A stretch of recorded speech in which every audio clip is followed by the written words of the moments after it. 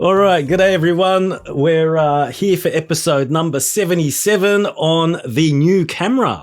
Check that out. So we're on the new camera here, and hopefully it's working okay. The fantastic thing about this guy is that I can see where I am on the screen without having to look over there every 5 minutes. And I know that I'm always in focus. So this is going to be fantastic. I'm really looking forward to using this camera from now on. And that actually, creates a problem for me. I don't know what I'm going to do with all of my Nikon stuff. I mean, I'm going to be using it when I go, I do street photography. I do all that kind of thing. I go bird photography every now and then, and I'll be using it for that kind of stuff. But for this kind of thing, for video, I can see myself just using this new camera. It's called a Osmo Pocket 3, for those of you who don't know. I think I did, was it my previous video or the one before it?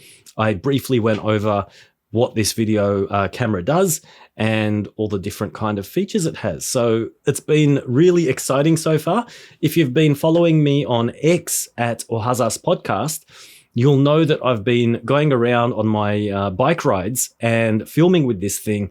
I'll be obviously stopping. You can't record with this camera not easily or safely while riding a bicycle. So what I usually do is I get off my bike and I'll sort of film around my surroundings, and I'll give quick little explanations or guides about what's going on around me. And so far I've visited the Aichi Prefectural building, and this morning I went to the Universal Suffrage stand, I think it's called, commemorative stand, something like that. And we'll be going around all these different places, not only in Nagoya, but anytime I traveled around Japan or go somewhere interesting, I'll be taking this camera with me because I love using it. It's a fantastic little device, and I'm wishing that I bought it a lot earlier. Anyway, we're going to start off today's episode, and as always, we'll have word of the day at the end of the show, and that's if you don't know what word of the day is, it's exactly as it sounds. And I always choose a word that's connected to one of the topics that we've talked about on the podcast here during the episode. Okay, so to start off today's episode, I'm going to quickly, just a public service announcement kind of a thing. There's a fantastic account that I caught my attention about maybe a couple of months ago. It's called JST. And by the way, this may have been around from before, but I only started paying attention to it recently. It's run by the JNTO, which is the official tourism organization of Japan. And JST is Japan Safe Travel, I think it stands for. Could be wrong, but it's something along those lines. And this is an English service on X, and they have a fantastic sort of a feed, I guess you could call it. And every time there's a Shinkansen, that is a bullet train suspension, or some kind of an earthquake or weather forecast warning or something along those lines takes place, they always put it out in a really timely manner on their X feed. And I find that's kind of nice because everything up till now, for me, in my experience, has been spread out across a bunch of different platforms and accounts. And it's really hard to keep track of everything, especially in English, because there are a lot of followers and people out there in Japan, including travelers, of course. And that's why this is run by the JNTO, I'm assuming, because there are a lot of English-speaking travelers here in Japan. And when there's an emergency, some kind of an earthquake or something along those lines, it's really difficult when you have all of that critical information spread out across a bunch of different accounts. So far I'm noticing they're really good. And they put out really sort of prompt notifications. It's not like they put it out 3 days later. It's like, today's information. This is happening right now. And so far I've found that they've been really reliable, and it's been really good. And whenever I see something that I find that's worthwhile, I retweet it, of course, or repost. And I highly recommend following them if you're on Twitter by any chance. Okay, so that's my first topic for today. Second topic, we're going to be talking about, and we haven't done this in a while, there's a fantastic book that I'm reading. And where did I put that? I think I I had it here earlier, but I may have put it away. There it is. Okay, I'm back. So that's another fantastic thing about this camera setup is I don't have to worry about checking focus again and that sort of stuff. It's always kind of working, and it's always doing a great job. Anyway, I just went over there to get this book in my hands because I know another great thing this camera does is it can focus on things when you put it in front of the camera. So this is the book that I've been reading very slowly, unfortunately. It's I should be reading it a bit quicker, but I'm absorbing it, and it's been really good so far. And something came up today on my feed by, I think his name is Ben. Sorry if I got your name wrong, Ben, from Retirement Japan, or Japan Retirement is the account that puts out really great information as well about retiring in Japan, obviously, investing, NISA, IDECO, all that sort of stuff. And anyway, the topic that was brought up today on his account was about forgetting language as we get older. And so we're foreigners in Japan, and Japanese is our second or third or whatever language. It's not our first language. And so what are the risks with forgetting Japanese? Will we forget Japanese the older we get? Things like that. And it's a very interesting topic. And it's actually covered in one of the chapters in this book.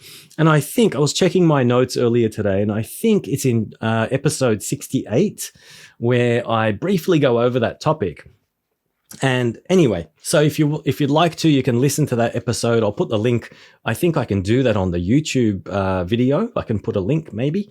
If not, I'll put it down in the description. And but today's topic for this bilingual life and reality book is the topic of dreaming and thinking in another language. And this is actually something that comes up quite a bit when you're learning a language and you're going through that phase. And for me, it was when I was fully immersed in Japanese. I noticed that, oh my goodness, I just had a dream in Japanese. I heard Japanese being spoken in my dream. It was either like you're speaking in Japanese or the other person in the dream is speaking Japanese to you. Both can happen.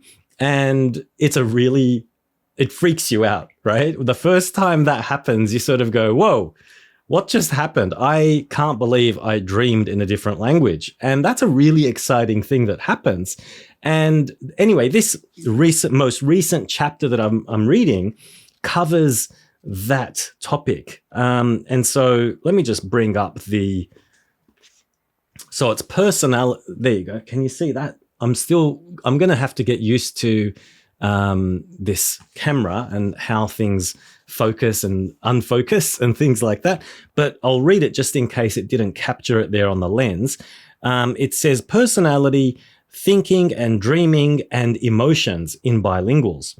And I just thought it covered some really interesting stuff.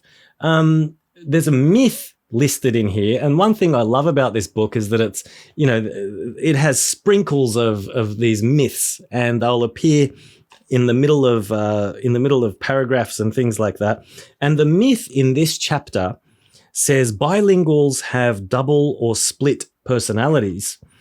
And I believe there was another one, or am I thinking of a different chapter? I've been reading a few chapters. Here we go. Yes, bilinguals express their emotions in their first language, which is usually the language of their parents. And this is the one I actually wanted to talk about. And I thought that was kind of interesting because we do kind of tend to think that the language that we were raised in is the first one that we go to when it comes to expressing emotions and dreaming and that sort of stuff. But it turns out, and there is research that goes with this. I mean, by all means, you can get this book, and I highly recommend getting this book, actually, if you're interested in this topic. I highly recommend getting this and checking it out. It's full of really good information on bilingualism, how the bilingual mind works. It's very, very interesting. Anyway, I wanted to quickly touch on that. And there was this thing that was brought up with research by Stephen, I think it's, if I can read my own writing here, Stephen Pinker and Jerry Fodor. And there's something in here that really caught my attention. And that is that we actually have something before language enters the picture. So the first step is your brain actually thinks of something, and before it turns it into a language, there is that thing there, and it's called, I think they refer to it as language of thought or mentalese. And another word that I liked here is pre-linguistic. I thought that was very clever of them.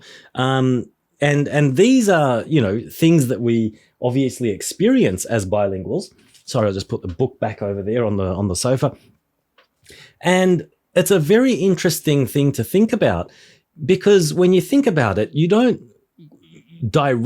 things don't directly translate into a language. So you'll see something. The first thing is it's a visual thing if it's something that you're looking at, obviously.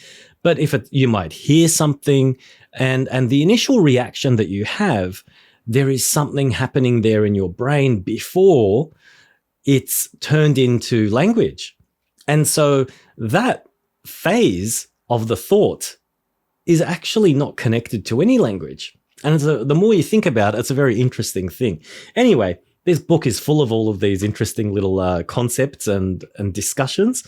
So that's today's chapter, sort of in a nutshell. The third topic here in today's episode, this was actually something that just popped into my head as I was doing some shopping at the supermarket the other day.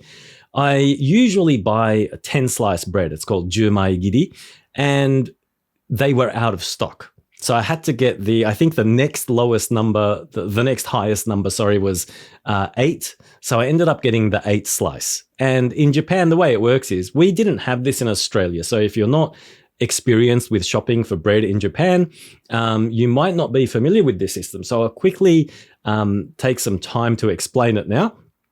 So what you have is everything is pretty much sold in a half loaf size, about this big. And each loaf is cut up into slices, obviously. We're talking about sliced bread. And if it says 4 on the packet, and you'll see a kanji, I'll put that kanji here if you're watching on YouTube, mai. Mai is the counter for things that are like sheets or slices.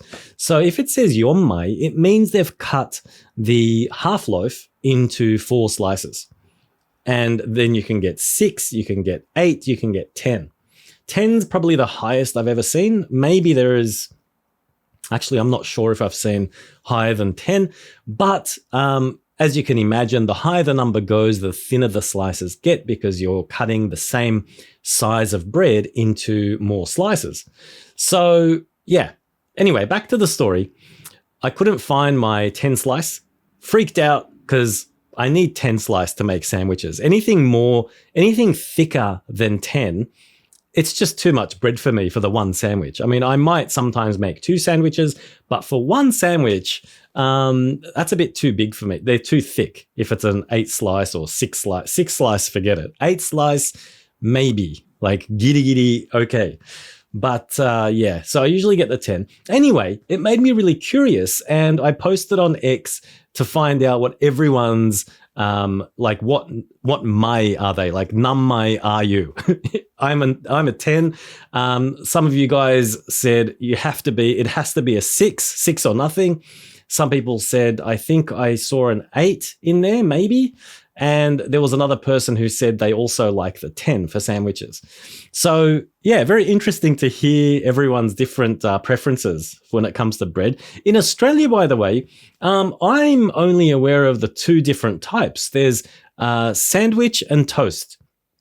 And I would say that the toast variety is probably similar to the 8 slice here in Japan, and the sandwich variety is like a 10 in Japan. So yeah, I mean, I haven't really seen any others in Australia, and we don't use that system in Australia where we count the number of slices in a half loaf. We just get like full loaves of bread, and yeah, it's just cut up in sandwich or toast configuration. But anyway, that's an interesting one that came up this week. Lastly, or not lastly, maybe it's yeah, we've still got a couple of topics. The planetarium here in Nagoya.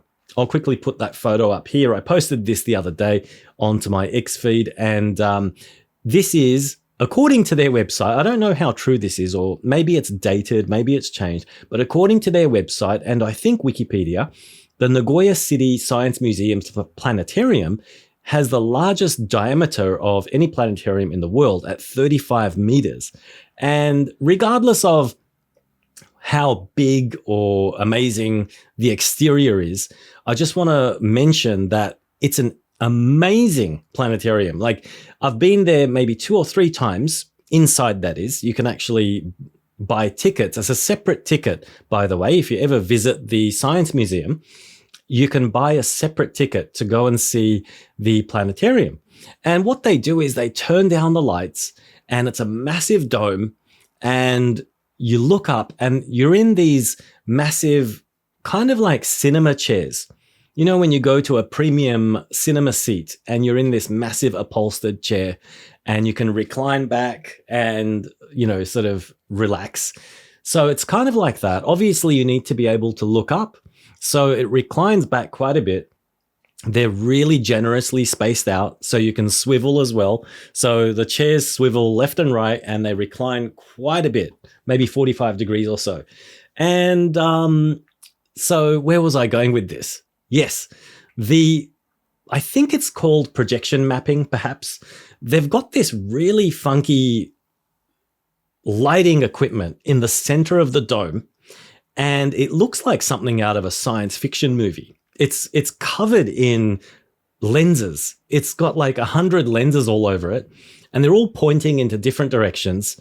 And once they turn the lights off and they turn this gadget on, the whole dome turns into a night sky. And I'm not kidding you. You would not be able to tell the difference between that and a real night sky. If someone knocked you out, put you into a car and drove you to the Nagoya City planetarium, and you woke up in that place, you would think that you had awoken in the middle of nowhere under a night sky. It's that realistic. So I highly recommend visiting that if you're ever in town, or maybe you want to take a trip to Nagoya just to visit that. I wouldn't criticize you if you wanted to do that, but certainly it's one of the things you should definitely get up to if you come here, especially if you're with kids or if you have an interest in science. So that's the Nagoya City Planetarium. Lastly, this is a little bit of a dirty topic, but we can get dirty here every now and then. I think it doesn't hurt. The topic of poop. And poop in Japan is not such a taboo subject. I quickly learnt that when I moved here to Japan. Poop is mentioned all the time by kids, by adults, and they even have the poop detective, the bum detective, I think would be the translation, Oshiri Tante. And he's literally a bum. His face is a bum, and he's a Sherlock Holmes. He's a detective. And there are movies about it and all that sort of stuff. And you can find poop toys everywhere, right? Fridge, you name it. Fridge magnets, toys, stickers, anything you like, you can find a poop version of it. So the latest thing that I found in Seria, which is one of the 100 yen stores here in Japan, like you might know Daiso. Well, Seria is another one like that. Seria had this thing called unchi tobashi. Unchi means poo, and tobashi means to fly, or to, you know, yeah, something that's flying. So it's basically like the flying poop kind of thing. And this toy was just casually sitting there in the kids section. And I just looked at it, and my immediate reaction was I was just shaking my head, as always. Whenever I see these things, I mean, I love this kind of stuff. I didn't buy it, but it's fantastic, isn't it? And you basically, you can see it in the picture here. I'll put it here. You basically put little plastic pieces of poop into this Japanese style washiki toilet, and you can flick them around. And I think that's what's going on. Anyway, on the same topic of toilets and poop and that kind of stuff, another one that I found recently was in this gacha are those little capsule toys. And there's this gacha place in a place called Unimall, which is a mall that connects Kokusai Center Station, the International Center Station in Nagoya, and Nagoya Station. So there's this massive corridor, and it's called Unimall. And in Unimall, there is this really big, fancy, nice gacha store. It's just literally filled with gacha machines. Anyway, one of the gacha in there that I found, this was a week or two ago, and here's the picture, was a Portaloo gacha. I had never seen anything like this in my life. Sometimes they come up with the most out there gacha that you can think of, or you can't think of actually. And this one here is literally a collection of, I think it's 4 different Portaloo styles, mini Portaloos. I don't know who's buying these, but someone's buying them and someone's getting out of bed in the morning and thinking, you know what? I'm going to make Portaloo gacha today. So they're a thing, and these things pop up all the time. The most random stuff will just appear. And so, yeah, if you're in Japan, make sure you go check out these gacha places. They just at a glance, they kind of look like they only sell toys for kids, because you'll see the famous stuff like Chiikawa or, things like that. But if you take a closer look, you'll see that there's actually things for non-kids, adults or teenagers. And you'll see things like Portaloos. Or there's another fantastic one that I've seen is a coin that you can flick, and it'll help you decide between tough Japanese life decisions, like should I get soba or udon today? So one side of the coin will say udon, the other side will say soba, and you give it a flick and you can, it'll help you decide. So there are all these weird little gadgets at these gacha shops, but yes, that's all I have to say about the gacha stores and that kind of stuff. And that brings us to the end of the episode. So we're at Word of the Day, and today's Word of the Day actually appeared on one of the gacha toys that I talked about, and it's kasetsu toire. Kasetsu just means like a temporary or a pop-up, and toire is toilet. So today's word, a bit random, but you never know when you'll need this one, because you might see a sign that has an arrow, and you might not be able, it might not have like a toilet sign or anything. So it might actually come in handy. So if you see the word kasetsu, and it might not even have the word toilet, or it might be hidden. So if you see the word kasetsu and an arrow and you're busting, you might want to run in that direction, the same direction as the arrow. Anyway, that's all for today. Thanks very much for tuning in, and I'll catch you at the next one. Bye for now.